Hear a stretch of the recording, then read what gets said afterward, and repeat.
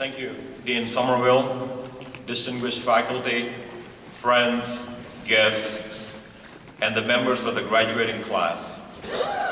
To each graduate today, I offer my congratulations. This day belongs to you. I'm honored to be here because I also, as a parent myself, can feel the joy of your parents and friends who are here today. As a parent, I remember the birth of my children as if it was yesterday. And I can tell you, your parents also remember the day when you were born, and they can't believe you have become such a formidable graduate of one of the finest universities in the country. And that's an illustration of what I call the relativity principle of time and aging. The older you are, the faster the time seems to go by, and the faster the tuition bills seem to come through as well.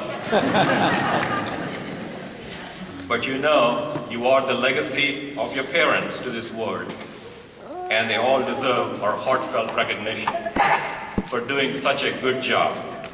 And I'd like all the graduates, if you don't mind, to give a round of applause to your parents.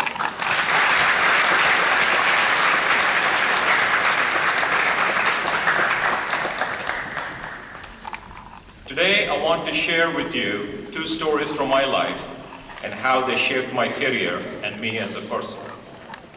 The first story is about taking chances.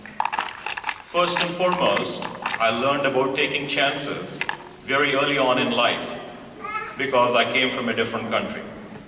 I came to America from India when I was 20 years old with a degree in chemistry and $400 in my pocket.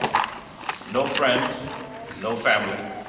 And basically this is where I learned that you cannot make a contribution unless you take chances and you're able to connect with others.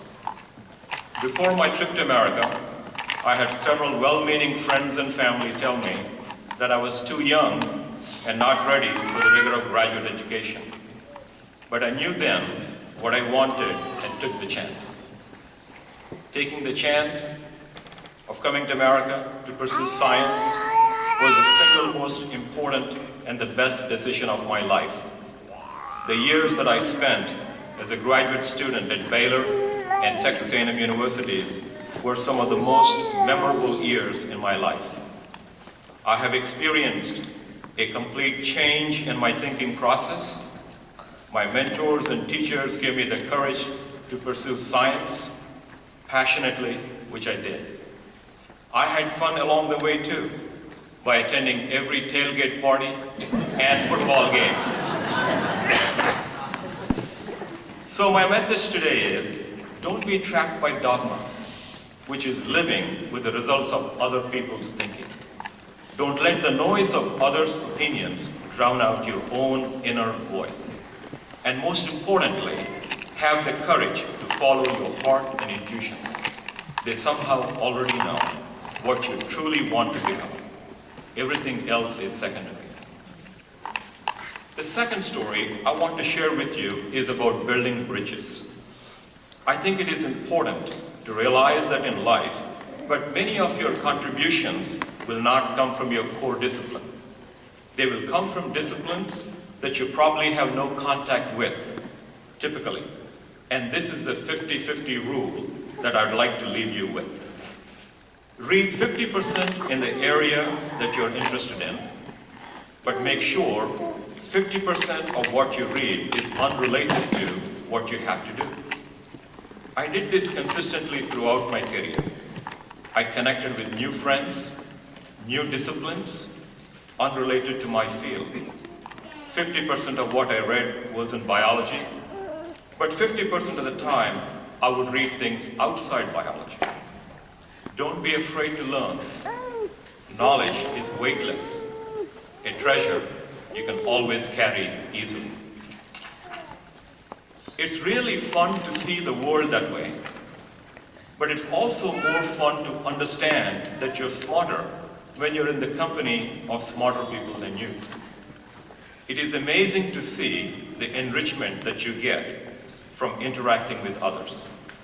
So my 50% rule is that 50% of my friends have to be from walks of life that are not directly related to my field. And more importantly, I try to make sure that 50% of my friends are smarter than I am.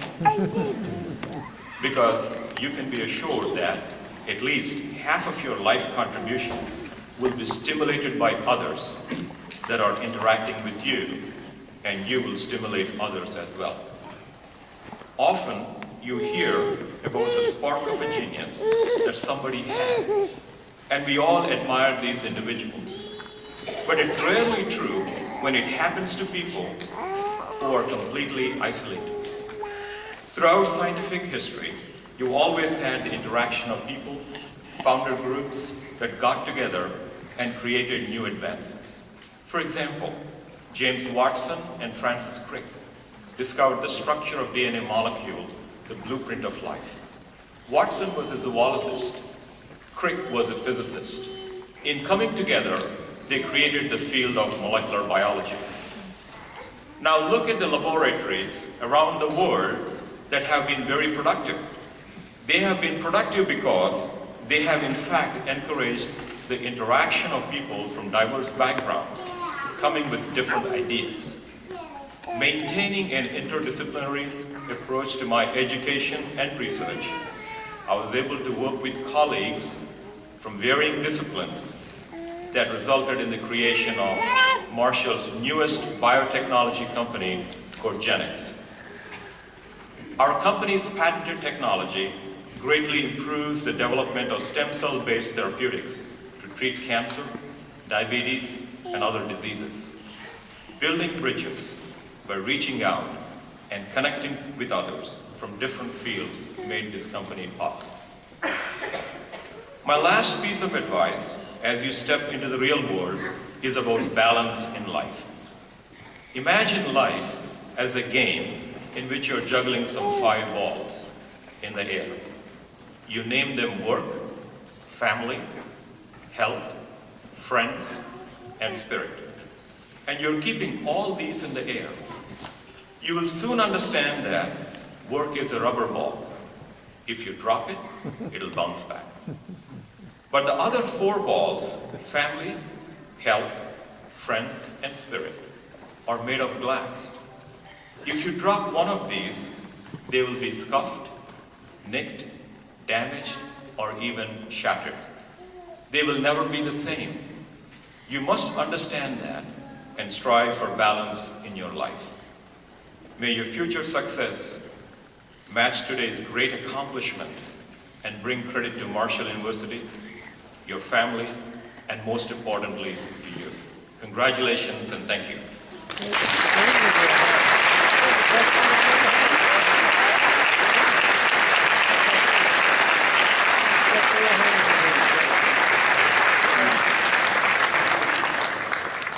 Very nice, very nice. Jagan, that's good advice. My only worry is that I'll have trouble finding 50% of my friends that are less intelligent than I am. No, you gotta come back up because I want to give Dr. Valluri just a little token of our thanks for coming and speaking to us today.